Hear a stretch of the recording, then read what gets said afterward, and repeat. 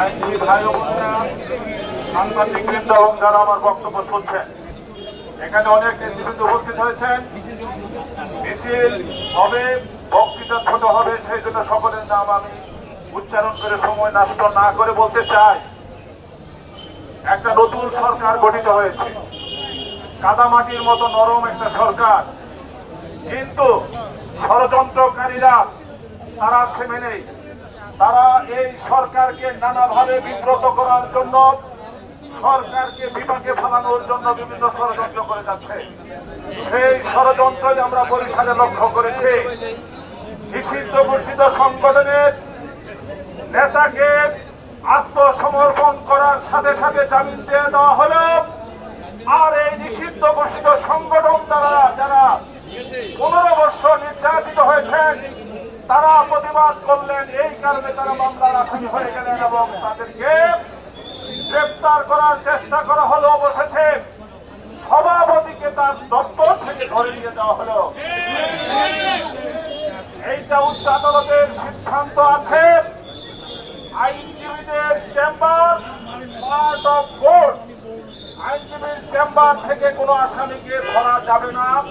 এটা যেমন একদিকে উচ্চ আদালতের জাজমেন্ট আছে, অপরদিকে এটা আমাদের বাংলাদেশের দীর্ঘদিন যাবৎ কাস্টম, কিন্তু সকল কাস্টম ভঙ্গ করে বরিশালের সভাপতিকে গ্রেপ্তার করা হয়েছে, অবিলম্বে তার মুক্তি দাবি করে। আর সুপ্রিম কোর্টে ফেসিবাদের দোসররা আবারও মাথা চাড়া দেওয়ার চেষ্টা করছে।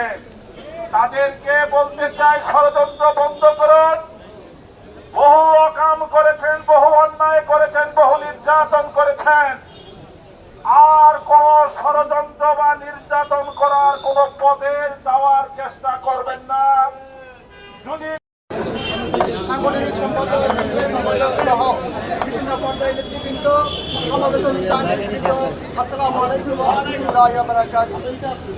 সম্মানিত উপস্থিতি, আপনারা সকলে জানেন, একটি নিষিদ্ধ সংগঠন নামে বেনামে সারা বাংলাদেশে বিভিন্নভাবে উস্কানিমূলক বক্তব্য দিয়ে বাংলাদেশের স্বাধীনতার প্রতি হুমকি স্বরূপ হয়ে দাঁড়িয়েছে।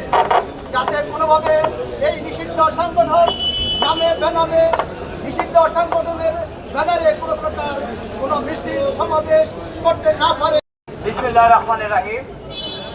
উপস্থিত জাতীয়তাবাদী আইনজীবী ফোরাম কেন্দ্রীয় কমিটির সম্মানিত সাংগঠনিক সম্পাদক সহ কেন্দ্রীয় কমিটির নেতৃবৃন্দ, উপস্থিত সুপ্রিম কোর্ট মানের নেতৃবৃন্দ, আসসালামু আলাইকুম।